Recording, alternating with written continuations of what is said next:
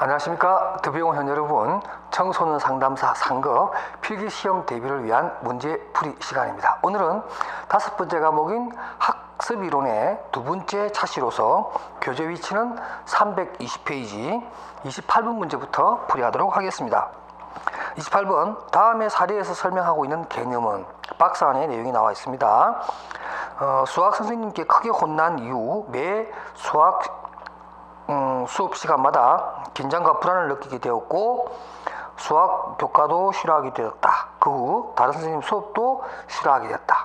수학만 싫어한 것이 아니라 점점점 이제 선생님도 싫고 모든 과목이 싫어지는 그러한 상황으로서 일반화, 그러니까 어떤 선생님과의 관계에서 생긴 부정적 감정이 다른 선생님과 다른 과목으로도 퍼지면서 일반화되었다. 이렇게 얘기할 수가 있겠습니다. 29번 문제입니다. 2차 강화물에 해당하지 않는 것. 자, 우리가 행동주의 상담 이론에서 일반적으로 조작적 족구나 여러분 잘 알고 있는 스키너와 같은 이런 분들이 얘기하죠. 그래서 조작적 족구나에는 바로 강화와 벌이 있습니다. 근데 벌이라고 하는 것은 어떤 행동을 저지하는 것이고 강화는 어떤 행동을 유지시키는 겁니다. 근데 이 강화라고 하는 것에는 1차 강화가 있고 그 다음 2차 강화가 있습니다. 1차 강화는 일단 우리가 일반적으로 뭐 어떤 눈에 보이는 것이다. 실질적으로 우리가 인지할 수 있는 것들이에요. 그러니까 예를 들면 뭐 다 눈에 보이긴 하지만 1차 강화는 그 자체로서 강화물로서의 가치가 있는 거예요. 예를 들면 어떤 학교 다녀와서 아이가 신발 정리를 잘했어요.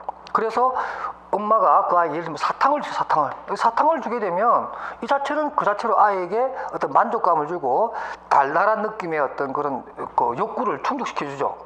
근데 2차 강화물은 뭐냐면 당장은 그것이 충족되진 않아요. 그러나 예를 들면 돈을 준다든가 쿠폰을 준다든가 또 우리가 잘 알고 있는 토큰을 준다든가 또 요즘 학생들 보면 학원 같은 데 갔다 오면 학원에서 왜 학원 열심히 잘 다니면 달란트라는 걸 주죠. 그래서 달란트 같은 것을 주게 돼요. 그럼 이 달란트 같은 거나 토큰이나 돈도 마찬가지로 돈 자체가 만족을 주는 건 아니죠. 돈으로 뭔가를 샀을 때예요. 그러니까 돈이나 쿠폰이나 이런 것을 모아서 나중에 사탕을 사게 되면 되죠. 그래서 이러한 당장은 어떤 그런 욕구를 충족하지 못하지만 결국에는 이걸 다 끌어모으고 나중에 사탕을 사면 되니까 이러한 한 번 더 단계를 거치는 이런 것을 2차 강화물이라고 해요. 그래서 29번의 사탕 같은 경우는 직접적인 1차 강화물에 해당된다. 이렇게 보면 되겠습니다. 그 다음에 30번 문제입니다. 고정적 조건화 행성 이론의 원리 중 다음 보기에 설명하는 것이 무엇이냐 이런 얘기입니다. 자, 수업 시간에 교사가 경주라고 선창을 하면 저 경상남도 경주를 얘기하나 봐요. 학생들이 머릿속에 신라, 첨성대, 석굴암, 대왕암 등의 용어를 효과적으로 연합시킵니다. 또 교사가 학생들에게 동물의 그림과 글씨를 함께 보여주면서 글씨를 읽어주면 학생들은 선생님이 문자만 제시해도 조금 전에 보았던 동물들을 쉽게 떠올릴 수 있는 이러한 학습의 원리, 바로 그게 고전적 조건화에서는 근접성의 원리라고 해서 경주하면 떠오르는 근접적인 개념들, 그죠? 그 다음에 조금 전에 어떤 동물 그림과 동물 그림 바로 밑에 있던 그 글씨, 이것이 근접한 어떤 상황에서 동시에 암기되어 있기 때문에 한쪽만 보여도 자연스럽게 조금 전에 같이 보았던 것을 떠올리는 이런 것을 바로 근접성의 원리라고 하는 거죠. 그 다음에 31번 문제입니다. 다음 사례의 밑줄 친 부분에 해당하는 개념이 순서대로 바르게 나열된 것은 학기초 선생님은 모든 학생들에게 사탕을 나누어 주며 친절하고 상냥하게 대하였다. 그 후 학생들은 선생님이 사탕을 나누어 주지 않아도 선생님을 좋아하게 됐다. 이거 뭐 어쨌든 그 고전적 조건 하에서 중성 자극이냐 아니면 무조건 자극이냐 또는 무조건 반응이냐에 대한 부분인데, 정리하면 선생님 때문에 아이들이 좋아하게 됐다거나 이지 않았어요. 선생님이 오면서 사탕을 줬기 때문에 선생님 자체는 중성 자극일 수밖에 없어요. 그런데 사탕을 줬기 때문에 사탕 자체가 무조건 반응을 일으켰어요. 좋아하게 되었다라고 하는 것은 무조건 반응이죠. 그래서 선생님은 중성 자극이고 사탕은 좋아하게 되는 직접적인 개에게 먹이를 줄 때 먹이에 해당되는 거니까 무조건 자극이고, 그 다음에 선생님을 좋아하게 되었다라고 하는 것은 조건 자극인 선생님만 봐도 이제는 사탕을 떠올리면서 반응을 일으킨 거니까 선생님이라고 하는 조건 자극에 의해서 일어난 반응이니까 조건 반응이 되겠죠. 그래서 31번 문제는 5번이 되겠습니다. 32번 문제입니다. 손다이크의 학습 법칙 중 다음 보기에서 설명하는 것은, 자, 우리가 손다이크라고 하는 분 여러분들 그 시행착오론에 대가시고 고양이 실험 이런 걸 하셨죠. 자, 손다이크에 대해서 한번 간단하게 좀 정리합시다. 손다이크라는 분의 학습 원칙이 있어요. 학습 원칙이 있는데 법칙이라고 그래야 되나요? 원칙, 뭐 법칙이라고 하는 것도 좋겠네요. 그래서 세 가지 대표적인 것이 있는데 그게 뭐냐면 바로 책에는 나와 있나요? 책에는 연습의 법칙이 있네요. 그러니까 연습의 법칙, 그러니까 연습의 법칙이라는 게 있고요. 그 다음에 또 뭐가 있냐면 바로 준비성의 원칙입니다. 그것도 이제 5번에 있네요. 준비성의 원칙. 이런 것들이 있고, 가장 마지막 하나가 뭐냐, 바로 효과의 법칙입니다. 효과의 법칙. 책에는 없는데 효과의 법칙이에요. 이 효과의 법칙이 여러분 잘 알고 계시는 바로 시행착오론에 대한 어떤 내용을 담고 있습니다. 시행착오론. 우리가 손다이크 그러면 항상 시행착오론에 대한 얘기를 많이 하죠. 바로 이런 내용을 갖고 있는데 이 세 가지가 바로 손다이크가 말하는 학습의 세 가지 원칙입니다. 이 원칙 중에 하나를 뭔가 설명해 놓은 것 같은데 거기 보면 준비된 학습자가 이 말 나오면 바로 뭐 준비성의 법칙이라는 거 금방 알 수 있겠죠. 내용상으로.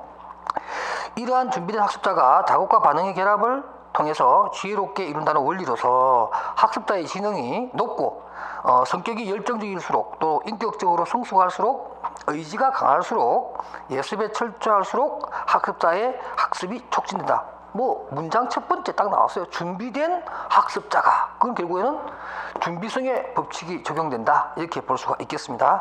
나머지 여러분들 뭐 결과의 법칙이나 연습의 법칙, 중답 반응 법칙은 일반적으로 이 3대 원칙을 지원해주는, 뒤에서 받쳐주는 하위 법칙이라고 보시면 되고, 이 문제 또 뒤에 가서 한 번 더 설명할게요. 그 다음에 33번 문제입니다. 체계적 둔감법의 순수입니다. 이건 제가 하지 않겠습니다. 하도 많이 해서 그죠? 넘어가겠습니다. 그 다음에 34번 문제입니다. 강화 계획에 관한 설명으로 옳은 것을 모두 고른 것입니다. 자, 강화 계획입니다. 보면은 기억 볼게요. 연속 강화 계획은 습득된 새로운 행동이 소거되지 않게 하는데 가장 효과적이다. 자, 연속 강화 계획은 시도 때도 없이 정해진 순서대로 계속 강화하는 거예요. 그러니까 이건 무디져입니다. 무디져 가지고 뭐 어떻게 다 줄 거니까. 그러므로 해서 어떤 학습된 것을 소거해버린다든가 이런 가능성이 많아요. 뭐 이렇게도 나오고 저렇게도 나오는 거니까 뭔가 좀 강화물이 나오기 때문에 그런 거죠. 그리고 그래서 이것은 효과적이다, 가장 효과적이다 이런 말은 좀 틀린 거고요. 니은을 볼게요. 변동 비율 강화의 경우 처음에는 강화 비율을 낮게 했다가 점진적으로 비율을 높이는 것이 효과적이다. 그죠? 변동 비율은 일반적으로 하나의 사건이죠. 횟수를 얘기하면 횟수가 변동이니까 어떤 그 내담자가 어떤 예상을 못해요.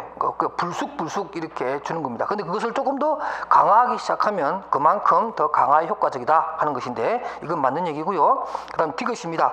학습자의 숙제 행동을 일관성 있게 유지시키기 위해서는 정해진 요일보다 임의의 요일에 숙제 검사를 하는 것이 낫다. 이것이 이제 예를 들면 이제 변동 비율 같은 거죠. 이런 걸 하게 되면 훨씬 더 강화 효과가 있다 이런 얘기고요. 그 다음에 리얼에 보면 슬롯 머신과 같은 도박은 강화 시기를 예측할 수 없는 변동 간격. 간격이라고 하는 건 보통 시간을 얘기합니다. 시간을 일정하게 두느냐 아니면 시간을 조금 변동을 주느냐 이런 얘기인데 지금 시간을 변동하니까 그러니까 슬롯 머신에서 이렇게 잭팟이라 그러나요? 뭔가 이렇게 좀 큰 게 탁 걸리는 이런 것은 시간이 아니라 어떤 사건 하나의 어떤 횟수를 얘기하는 거잖아요. 그죠? 뭔가 일어나는 사건에 관한 부분이기 때문에 이 부분은 변동 비율 강화라고 해야지 간격이라고 얘기하면 안 된다는 거죠. 그죠? 어떤 이벤트에 관련된 부분이니까 그래서 비율 강화를 했으면 맞을 텐데 그래서 리얼도 마땅치가 않네요. 그래서 니은과 디귿이 포함하고 있는 2번이 정답입니다. 그 다음 35번입니다. 학습에 관한 사회인지 이론의 일반 원리로 옳은 것을 모두 고른 것은, 자, 사회인지 이론 반두라의 SCT입니다. 그러니까 반두라 이론은 처음에는 사회학습 이론이라고 해서 LT, 소셜 러닝 트레이닝을 했다가 나중에 인지적인 요소가 좀 더 강화된다 그래서 SCT입니다. 그래서 이게 코그니션으로 이름을 바꾸게 됩니다. 그래서 지금 현재로는 SCT가 맞겠죠. 이 사회 인지 이론의 내용과 원리를 다 포함하고 있는 것 중에서 옳은 것만 고르라고 되어 있습니다. 근데 그 내용 중에 보면은 보기 니은 보세요. 니은. 상호 결정론을 인정하지 않는다. 자, 반두라는 상호 결정론을 인정하면 다시 말해서 어떤 그 서로 영향에 의해서 행동이 만들어지기도 한다 이런 얘기입니다. 아주 좀 뒤에 한번 우리가 삼축 호혜성 이론이라고 하는 것들인데요. 바로 이 이론을 한번 설명해 주면 간단하게 되면 이런 겁니다. 삼축 호혜성 이론은 뭐냐면 반두라의 삼축 호혜성 이론 서로 이렇게 뭐 영향을 미친다는 뜻인데 E가 있습니다. E는 employment 환경을 얘기합니다. 환경이 어떤 개인의 어떤 감정적인 부분이나 어떤 인지 부분이 내지는 어떤 개인의 정서를 건드리게 되면 이 사람이 여기서 학습을 하게 되죠. 그러면서 자기가 좋다고 판단되면 그게 맞춰서 behavior 행동을 하게 돼요. 그래서 이 행동은 또 다른 환경이 되고 그래서 여기는 이제 사람이고요. 그 다음 여기는 행동이 됩니다. 그래서 이 B가 돌아가면서 서로 간에 영향을 준다라고 하는 것이 삼축 호혜성 이론입니다. 그러니까 상호 결정론에 대한 것을 인정합니다. 인정하지 않는 것이 아니고 그 다음에 디귿과 리얼도 맞는 얘기고 근데 미음 볼까요? 강화와 벌은 학습에 간접적인 영향을 준다라고 해서 사회학습 이론도 행동주의에서 나온 이론입니다. 그러니까 강화와 벌은 학습에 직접적인 영향을 준다. 이렇게 해야 맞는 거거든요. 그러니까 35번의 답은 3번 맞는 것끼리 묶여져 있는 것만 보면 그렇습니다. 자, 그 다음에 24페이지에 36번을 보도록 하겠습니다. 다음 가로 안에 들어갈 용어들이 순서대로 바르게 나열된 것은 관찰과 모델링에 의한 학습은 처음에는 사회학습 이론으로 알려져 있었으며 이 입장은 행동주의에서 시작되었다고 봅니다. 그리고 지금은 인지주의의 개념도 많이 포함되어 있기 때문에 그 명칭을 이렇게 바꿨다. 사회 인지 이론으로 바꿨다. 반두라의 얘기를 이렇게 해놓은 거네요. 그죠? 그 다음 37번입니다. 역시 또 반두라의 이론을 나옵니다. 반두라의 관찰학습, 보통 뭐 모델링 또는 인지적 모델링 이렇게 얘기하는데 모델링과 인지적 모델링은 조금 차이가 있긴 한데요. 뭐 여기서는 그냥 모델링이라고 했네요. 과정 중 자기 효능감이 가장 중요한 역할을 하는 과정은 자, 관찰학습이라고 하는 것은 순수가 있는데 예를 들면 뭐 어떤 게 있냐면 주의 집중을 했다가 파지했다가 그 다음에 행동 재생을 하고 마지막에 동기화되는 과정이 있습니다. 이 동기화되는 과정에 바로 셀프 에피케시, 자기 효능감이 가장 중요한 역할을 한다 이렇게 얘기를 합니다. 그래서 37번의 답은 3번이에요. 38번입니다. 다음 중 반두라의 자기 효능감 발달에 영향을 주는 요인으로 옳은 것끼리 묶은 것입니다. 자, 자기 효능감 발달에 영향을 주는 것인데요.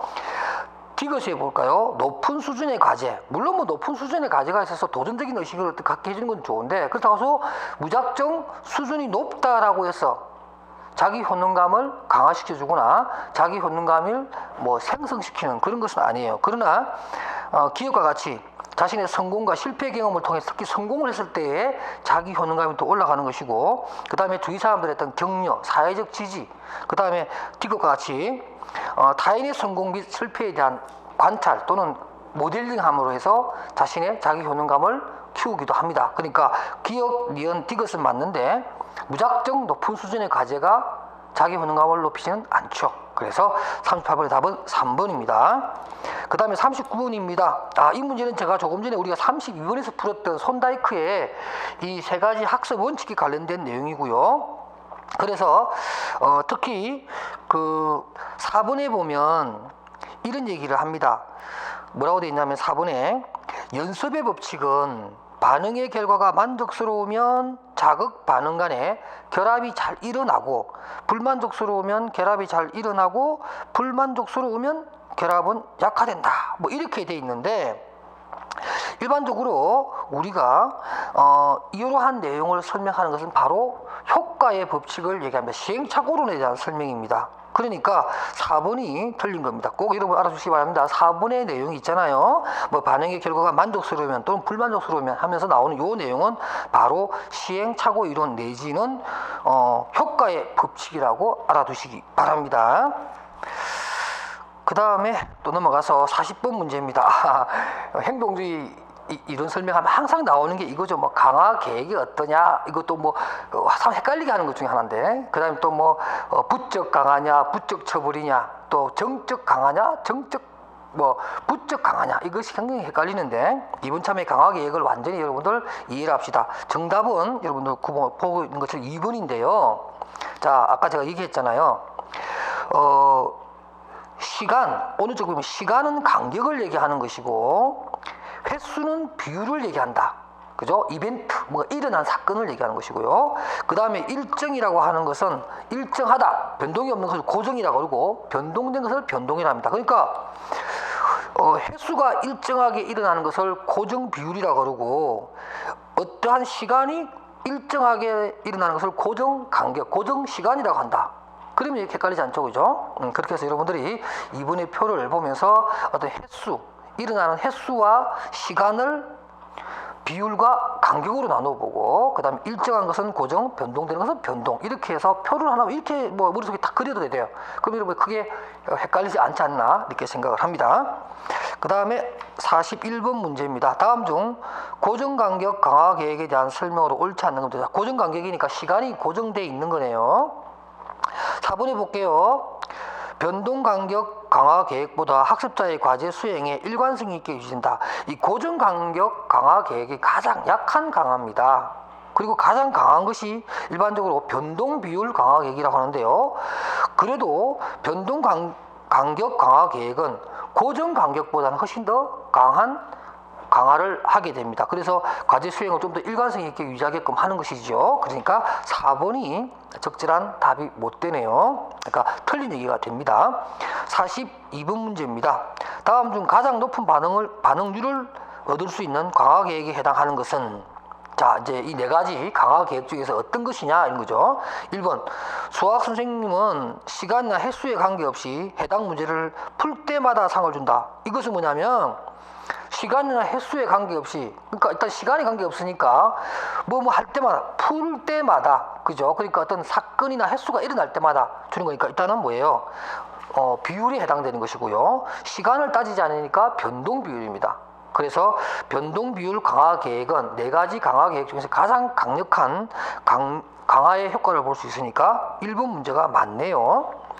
그 다음에 43번 문제입니다. 다음 중 소고에 대한 저항이 가장 심한 강화 계획은 무엇인가? 역시 이것도 변동 비율 강화예요. 소고에 대한 저항이란 말은 없어지는 것, 어떤 좋은 행동이 없어지는 것을 막을 수 있는 가장 좋은, 그죠? 그러니까 소고에 대한 저항이란 말은 바람직한 행동이 소거될 때 그것을 다시 강화시켜주는 가장 강력한 강화 계획이 뭐냐, 이런 문제니까 바로 변동 비율 강화라고 할 수가 있습니다. 변동 비율 강화를 어느 분이 그러시더라고요. 느닷없이 강화하는 것, 이렇게 얘기하는데 어쩌면 그게 맞는지도 몰라요. 느닷없이 강화를 하니까 바짝바짝 긴장하는 거죠. 언제 사탕을 줄지 모르니까 늘 열심히 할 수밖에 없는 이런 강화 계획을 얘기합니다. 44번입니다. 다음 중 강화의 제약 조건으로 바깥에서의 보상이 개인의 행동에 대한 만족감을 저하시킨 것, 이걸 이제 과잉 정당화 효과라고 하는데요. 물론 사람이라는 게 어떤 보상을 바라면서 일할 수도 있지만, 보상보다는 또는 강화를 받기보다는 자기가 정말로 좋아서 어떤 일을 해서, 예를 들면 어떤 게 있을까요? 숨은 기부자 같은 거죠, 그죠? 연말 연시에 아무도 모르게 오는 소리 하는 일을 왼손이 모르게 기부를 했는데, 그래서 굉장히 행복한데 그걸 누가 알아가지고 막 이렇게 얘기하는 바람에 칭찬을 막 받았어요. 근데 칭찬 받은 건 좋지만 왠지 좀 씁쓸하다는 거죠. 자기는 정말 모르게 뭔가 해주고 싶었는데, 이게 외부 강화가 있음으로 해서 오히려 만족감이 떨어지는 이러한 것을 갖다가 뭐냐면 과잉 정당화 효과라고 합니다. 45번 문제입니다. 다음은 무엇에 대한 설명인가? 자, 이 보면 자폐 어린이가 있습니다. 이 아이가 언어적 행동이나 사회적 행동을 이끌어내기 위해서 여러 가지 사용하는 방법 중에 하나인데, 예를 들면 치료 초기에 자폐 어린이가 그려낸 어떤 모습을 그 모험 비슷한 어떤 언어 반응에 대해서 강화를 잘했다라고 강화해주고, 또 그러다가 또 어느 정도 또 안정된 수준으로 단어를 만들어내고 문장을 연결했을 때 조금씩 보상을 해가면서 바람직한 행동, 그러니까 완벽한 문장 하나를 만들어내는 그런 행위까지 이끌어가면서 조금씩 행동의 변화를 만들어가면서 점진적 접근을 이끌어가는 이러한 행동 기법, 바로 샤핑 조성이라고 하는 겁니다. 행동 조성이라고 하는 분들을 많이 들어보셨을 거예요. 행동 조성. 행동 조성의 가장 좋은 사례는 우리가 어렸을 때 자전거 타는 걸 배우는 거예요. 그렇죠? 조금씩 그러나 결국에는 자전거를 타게 되는, 혼자서 타게 되는 최고 난이도까지 올라가는 거죠. 근데 그게 뭐 한 방에 바로 타는 건 아니잖아요. 그죠? 처음에는 네 발로 된 거 타다가 한 바퀴 빼고 또 뭐 넘어졌다가 아빠가 뒤에 잡아주고 어렵게 해서 탁 배우게 되는 바로 이러한 행동 조성의 가장 대표적인 것이 자전거 배우기다. 이렇게 보시면 되겠습니다. 방법은 점진적 접근을 하는 게 특징이죠. 46번입니다. 다음 중 추동 감소 이론에 대한 설명으로 올바르지 못한 것. 자, 여기서 말하는 추동이라고 하는 것은 영어로 말하면 드라이브죠, 드라이브. 추동이라고 하는 것은 영어로 말하면 드라이브입니다, 드라이브. 이 드라이브라고 말하는 말은 뭐 하고 싶은 동인이죠. 움직일 수 있는 어떤 동인 그런 거겠죠.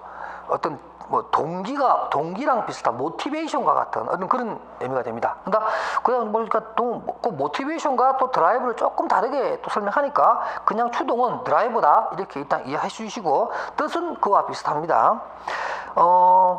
올바르지 못한 것입니다. 자, 5분해 볼게요. 일반적으로 1차적 추동은 돈, 좋은 물건, 권력이다. 이것은 2차, 3차에 해당됩니다. 우리가 가장 어떤 뭔가를 해야 된다라고 하는 가장 절박함이 가장 클 때는 바로 생리적 조건입니다. 생리적 조건에서 배고플 때 자고 싶은 충동 이게 가장 강력하죠. 배고플 때는 먹는 거군요. 배고플 때 먹고 싶은 식욕 이건 누구도 말릴 수 없는 어떤 추동의 어떤 그런 요인이고 그 다음 또 어떤 게 있을까요? 자고 싶을 때 마찬가지입니다. 어떤 결핍이 생겼을 때 그 결핍을 충족하기 위한 생리적 결핍을 충족하기 위한 것은 가장 강력하죠.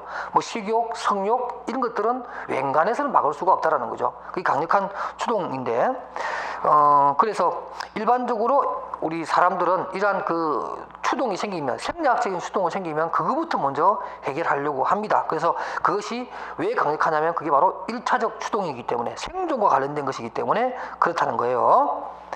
그래서 5번의 1차적 추동은 돈, 좋은 물건이 아니라 오히려 본능적인 내용들입니다. 어떤 우리가 갖고 있는 기본적인 욕구, 생리적 욕구를 얘기한다. 배고프고 목마르고 고통을 회피하려고 하는 그러한 것들을 1차적 추동이라고 합니다. 47번 문제입니다. 다음은 무엇에 대한 예시인가? 체계적 둔감법이에요. 넘어가겠습니다. 48번입니다. 조형에 관련된 얘기. 조금 전에 제가 뭐랬어요? 조형은 점진적 접근에 관한 내용이다. 48번은 2번이 되겠습니다. 그 밑에 이러면서 차별적 강화라든가 보조법, 용안법 이런 것들 해설에 나와 있는데 참조를 좀 봐주시기 바랍니다. 그럼 49번입니다. 다음 중 행동주의 치료 원리에 대한 설명으로 올바른 것을 모두 고르시오 라고 되어 있는데 틀린 것을 찾아보면 라와 마입니다. 라는 이렇게 돼 있어요. 인간의 행동은 불변한다. 인간의 행동이 불변하면 행동 그 자체를 수정하려고 하는 행동주의 이론이 성립할 수가 없죠. 대표적인 행동주의 이론가에 왓슨은 그런 얘기합니다. 나에게 뭐 50명의 아이를 보내주고 내가 만든 어떤 조건하에 그 아이를 두게 한다면 내가 그 아이들을 뭐 10년 뒤에 20년 뒤에 변호사도 만들고 상원 의원도 만들고 교수도 만들고 군인도 만들고 심지어 뭐를 만든다고요? 도둑도 만들 수 있고 그야말로 범죄자도 만들 수 있다. 그러니까 자기가 만든 어떤 그런 행동주의의 학습 원리에 따라서 얼마든지 사람을 개조할 수 있다. 다시 말해서 행동을 변화시킬 수 있다. 이런 아주 엄청난 얘기를 합니다. 그만큼 행동은 불변이다 하는 말은 성립되지 않는 것이고요. 행동주의 이론에서는 그 다음에 인간은 주로 유전자에 의해 행동이 결정된다. 행동주의는 이렇게 얘기하는 것이 아니고 뭐예요? 인간의 행동은 학습에 의해서 만들어진다. 지금의 잘못된 행동은 과거에 잘못된 학습에 의해서 이루어졌다. 이렇게 설명하는 거잖아요. 그죠? 그래서 마도 적절한 내용이 아닙니다. 그러니까 49번은 다가 행동주의에 관한 정확한 치료 원리를 설명한 거니까 이 세 가지를 담고 있는 1번이 정답이라고 할 수가 있겠습니다. 50번 문제 하나 더 풀어볼까요? 학습의 종류 중 다음 보기에서 설명하는 것 해서 보기에 보면 하나의 사건과 다른 사건을 연결시키는 것이다. 연결이니까 이미 답이 좀 나오기 시작했고 그 다음에 고전적 조건 형성과 조작적 조건 형성 등 행동주의 학습 이론과 관련이 되어 있는 것이다 라고 하면서 바로 연합학습에 의한 내용을 보기에서 보여주고 있습니다. 그래서 50번의 답은 3번입니다. 자, 이렇게 해서 또 우리가 준비한 학습이론 두 번째 시간을 모두 마치도록 하겠습니다. 여러분, 다음 시간에 51번 문제부터 풀이하겠습니다. 지금 얼핏 보니까 51번 문제가 좀 어렵네요. 미리 한번 좀 보고 이 시간에 다시 와주시기 바랍니다. 여러분, 고맙습니다.